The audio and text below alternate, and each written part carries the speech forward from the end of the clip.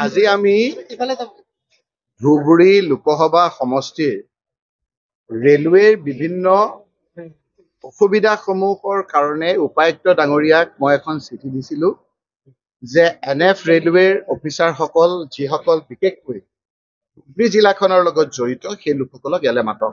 আজি আলিপুৰদুৱাৰৰ পৰা আদি কৰি বিভিন্ন ৰেলৱেৰ অফিচাৰসকল আহিছে। DC ইয়াত উপস্থিত আছিল। DC আমাৰ কথাত মিটিংখন মাতিছিল। আমাৰ পাব্লিক ৰিপ্ৰেজেণ্টেটিভ MLA সকলো আমি আছিলোঁ আৰু ইয়াত আমাৰ যিবিলাক অসুবিধা সেইবিলাক তন্নকৈ আমি আলোচনা কৰিছোঁ। তাত আমি এটা ৰিকুৱেষ্ট কৰিছোঁ আৰু এইটো প্ৰস্তাৱ আকাৰে গৃহীত হৈছে যে NF ৰেলৱে বুলি ক'লে আমি ৱেষ্ট বেংগল আৰু এটা বিহাৰৰ পাৰ্ট আৰু এটা অসমৰ আৰু উত্তৰ পূৰ্বাঞ্চলৰ পাৰ্টটো বুজো। আমি আজি আনুষ্ঠানিকভাৱে এই প্ৰস্তাৱ লৈছোঁ, ঐতিহাসিক প্ৰস্তাৱ যে NF ৰেলৱেৰ নৰ্থ ইষ্টৰ কাৰণে বেলেগ হ'ব লাগে। আমি ইয়াত দেখিছোঁ, মই এতিয়া দেখাম ৭,০০০ কিমান পোষ্ট আপোনাৰ এতিয়া ওলাইছে। আমি এতিয়া সততে ওলাই যায়, মই কাকো দোষাৰোপ নকৰোঁ। এইটো সময়ত আজি ভেৰি পজিটিভলি আমি কথাবিলাক আলোচনা কৰিছোঁ যে আপোনালোকে চাওক যে ইয়াত ৭,৯৫১টা পোষ্ট ভাৰতীয় ৰেলৱেৰ পদৰ বিজ্ঞাপন হৈছে। কেইদিনমানৰ পিছত আকৌ আপোনালোকে দেখিব যে বাহিৰৰ বিহাৰৰ কোনোবা বেলেগৰ ল'ৰা আহি পেলাই পাইছে। সেইকাৰণে কৈছোঁ যে এই কথাটো আমি এৰাই চলিবৰ কাৰণে আমাৰ উত্তৰ পূৰ্বাঞ্চলৰ ৰেলৱেটো আমাৰ বেলেগ কৰি দিব লাগে। যেতিয়া উত্তৰ পূৰ্বাঞ্চললৈ অসমকে ধৰি বাকী ৰাজ্যখিনি আমি বেলেগে কৰিব পাৰিম।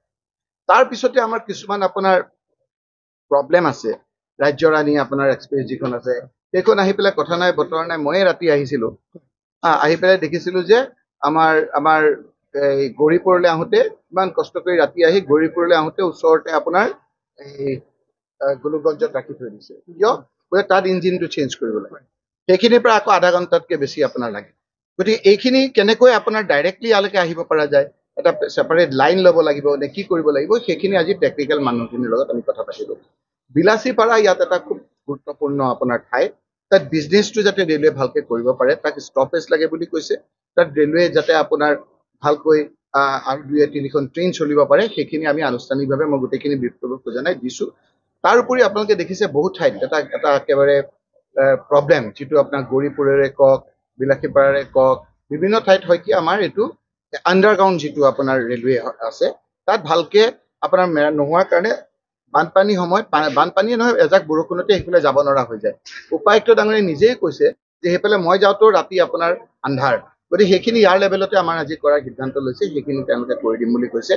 মূল কথাটো হ'ল যে গোটেই কথাখিনি এটা জইণ্ট ছাৰ্ভে এডমিনিষ্ট্ৰেশ্যন ধুবুৰী আৰু ৰেলৱেৰ মাজত এটা চাৰ্কুল অফিচাৰ লেভেলতে হওক আৰু তেওঁলোকৰ ৰেলৱে ডিপাৰ্টমেণ্টৰ সেই লেভেলৰ অফিচাৰলৈ হওক আৰু DCৰ তত্বাৱধানত আৰু এখন মিটিং কৰি ইয়াত আমাৰ এই কথাবিলাক জোৰা মাৰিবৰ কাৰণে আজি সিদ্ধান্ত হয়। মই ভাবোঁ যিহেতু ভাল ষ্টেপ এটা হৈছে, ভেৰি পজিটিভ ষ্টেপ।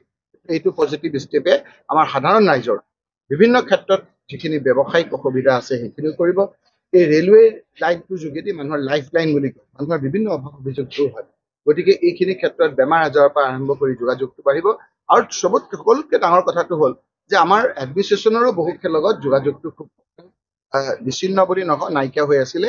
মই আজিৰ এই সভাই উপায়ুক্তও কৈছে, ৰেলৱে কৈছে যে ৰেলৱে আৰু এডমিনিষ্ট্ৰেশ্যনৰ লগত আমাৰ যিটো ৰিলেশ্যন সেই ৰিলেশ্যনটো আজিৰ এই ইনিচিয়েটিভটোৱে বঢ়াব বুলি তেওঁলোকে